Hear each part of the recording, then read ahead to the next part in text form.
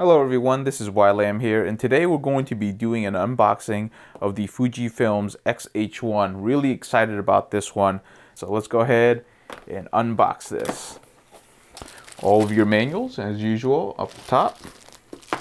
So I'm assuming in here is the grip. So this is the grip for the bottom of the camera.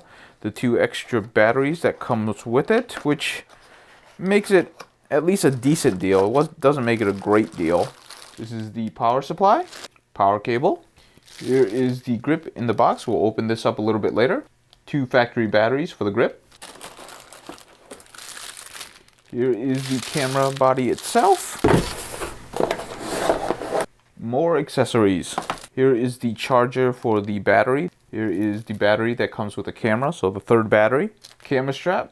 Power cable for the battery charger, some clips and whatnot. There we go. Here's the flash, and here is the connecting cable, or I guess the cable holder if you're using HDMI cable or audio cable. It just ensures that your cable stays nice and firmly in place so that it doesn't get accidentally pulled out. Although it can be dangerous to use these because it could pull your camera to the ground.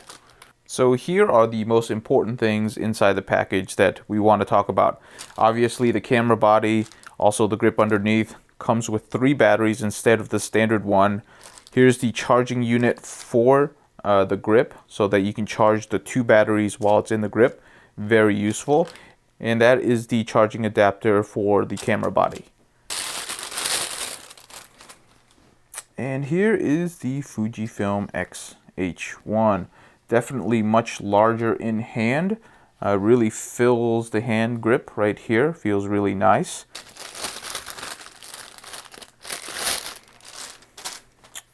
And here is the grip. And here are the pins for the charger. There was a cover right here just to keep it safe. There is a space right here to hold this little cover right here so you don't lose that cover. Always very useful. Good standardized switches. It is made of plastic, it is polymer, but it has a nice feel to it. Latch comes out, turn and pull, and there are your 2 places for your batteries. So let's go ahead, get all of this stuff plugged in and see what it looks like. So for this particular camera, I actually chose the Sony SD cards.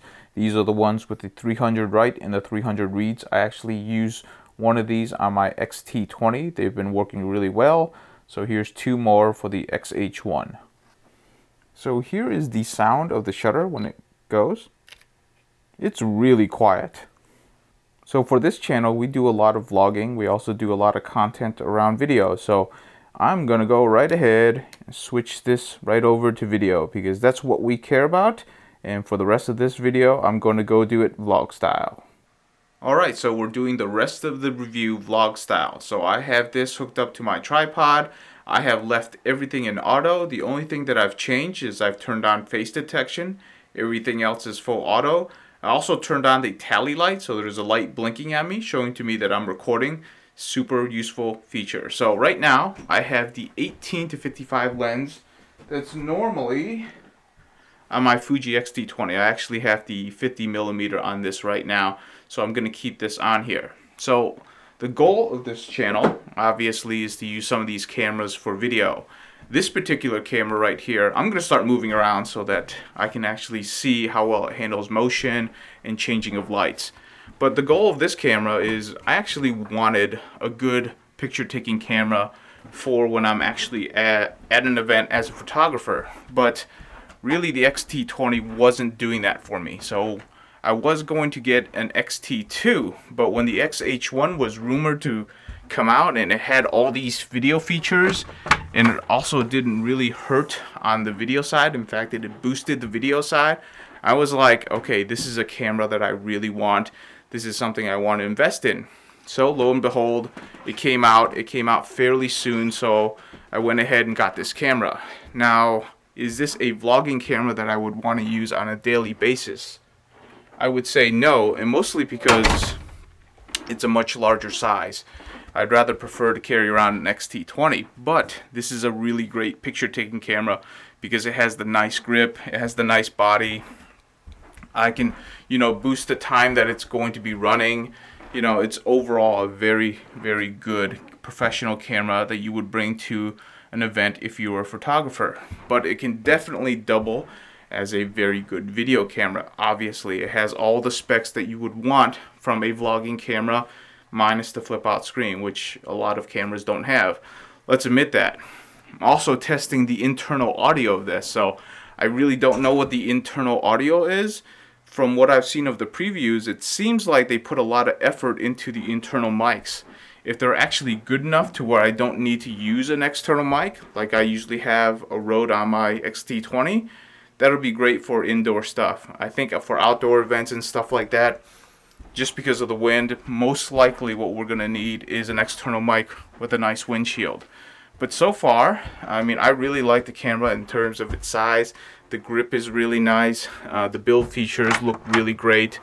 Like I said, I was going to get an XT2, and I've already handled an XT2, and I also liked how it handled. This one actually feels better in hand because it has the nice beefy grip like I had on my Nikon. So that's really excellent. Hopefully, the autofocus is doing its job, and it's keeping me in frame in autofocus mode, because on the XT20 it did hunt a little. It wasn't bad. I could actually use it, but I just prefer to have it off on manual because I know I was going to get a good picture when I'm walking around vlogging. Also, I'll be interested to see how good the IBIS, the in-body stabilization, is doing while I'm walking around. It seems to be doing fairly well in terms of me keeping it on my tripod. It does weigh more, but this little tripod that I'm holding doesn't seem to have a problem with it. I can definitely feel the extra weight on my arm though, because it definitely is heavier than the XT20. So I'm going to end it here and see how this sounds and looks. Oh, one more thing. By default, it records in 1080p, so this is not a 4K clip. I'm not going to re-record that in 4K, but had I known that, I would have recorded that as a 4K clip. But, you live, you learn.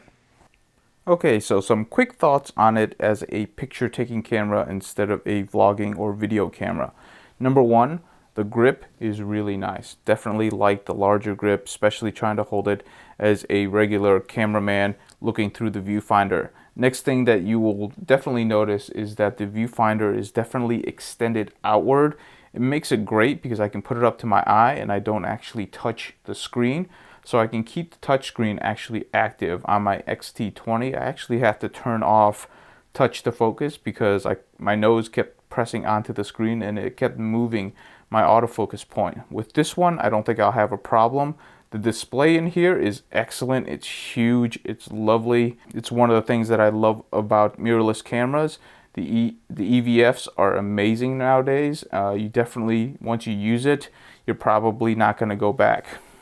As for the grip, it's definitely nice. You'll notice as soon as you put on the grip, your two batteries will definitely show up. Here's the battery. I actually stole the battery from my XT20 because all of the batteries coming from the XH1 are not charged, obviously. So definitely glad that I had an extra fully powered battery. You can tell that I've already started using this quite a bit. The 10 frames per second, that's definitely nice. It'll be great for aircraft shots. I will say though, this grip feels really awkward if you're using a small lens, because when you go up to hold the lens, this actually gets in the way. So you end up really holding more of the bottom part of the body. So I honestly, for like just regular picture taking from a day-to-day basis, I won't have the grip on. But if I'm using a long lens like a 70-200 or 100-400, I will definitely use the grip because it will definitely be nice to have that balance in the back.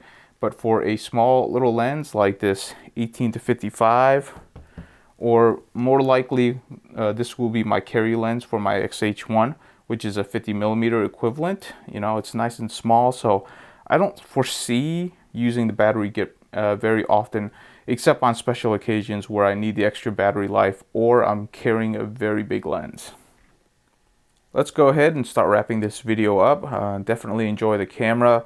This is just a quick look. Literally, I've had this camera for half an hour, so can't really say much about it right now, but all things point up. Looks to be a really great camera. For me, this camera is going to fill a role of, I want a professional photography camera that can double as a great camera to use for video, and I think it will fulfill that. But keep in mind, I'm not a professional. This particular camera is going to be used for making YouTube content. So when I review this and when I talk about this, I'm going to come at it from that point of view. There's going to be a lot of people out there that are professional photographers that are going to have a slightly different opinion about it because they're looking at it from a professional standpoint, producing professional content for their clients. For me, I'm producing content on YouTube, and that is an entirely different workflow, especially if you're on a schedule in which you're trying to release content on a daily basis or every other day basis like myself. You're going to have to be a lot quicker. You're going to have to rely on the tools, do much more of the heavy lifting because you have such a stringent time frame to produce content. And that's how I'm going to look at this camera. Can this camera fit the need of a person that's trying to create content very quickly and integrate into the workflow? As you already know, I love the Fuji systems. I already have these two cameras. They're still going to be my daily use cameras. I'm just integrating this into the mix, maybe for my home studio, maybe as a B-roll unit. I can see this being a great, maybe one of the best B-roll cameras for YouTube as a content creator because of the features that I know about from what they've been talking about. I have to try them out, but if it is, then I will definitely tell you about it. But until I actually get a chance to go out there and try all of it, I really don't know. So that's my quick impressions of it. Hope you enjoyed that. Thank you so much for watching.